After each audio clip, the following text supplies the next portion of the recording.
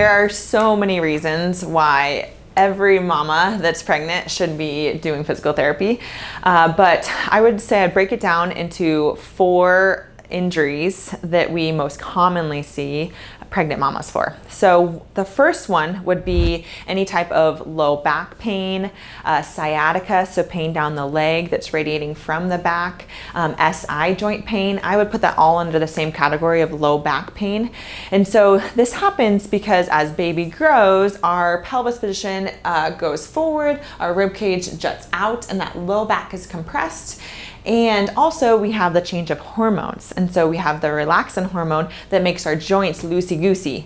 And so again, less stability, less core muscle engagement, and a change of position that is affecting that low back. So we see a lot of moms that are really unbearable back pain, SI joint pain, because of these changes during pregnancy. And that really limits their activity and also just daily life.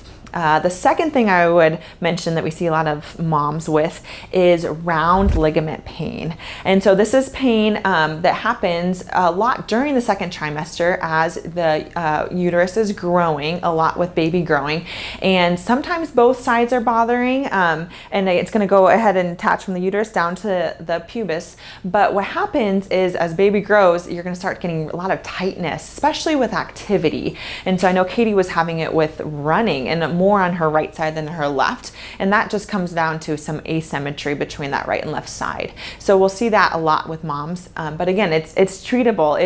There's exercises we can do to help with that. The third thing we see a lot of, and that I personally experienced, and so I know how horrible it can be, is pubic symphysis dysfunction, or SPD. Symphysis pubis dysfunction.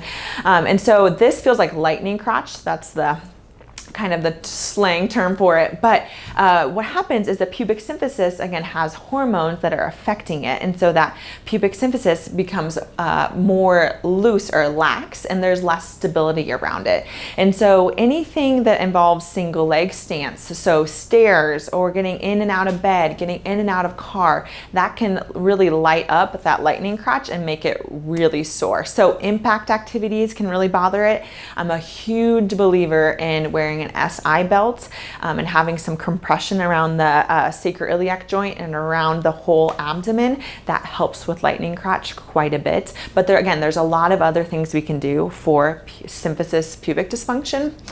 And then the fourth thing I would say, it's not necessarily an injury, but we see it so common, is moms are just fearful. They don't know what they can do. They don't know what they shouldn't do.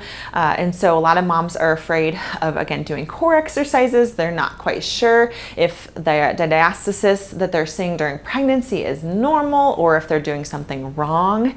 They're fearful of moving their body. They're fearful of gaining too much weight or gaining too little of weight. So again, there's just a lot of fear because pregnancy is so unknown. We haven't gone through it until we're there. And so I just work with a lot of moms to kind of talk through these things and give them some exercise plans and some strategies to give them wisdom and knowledge along the way.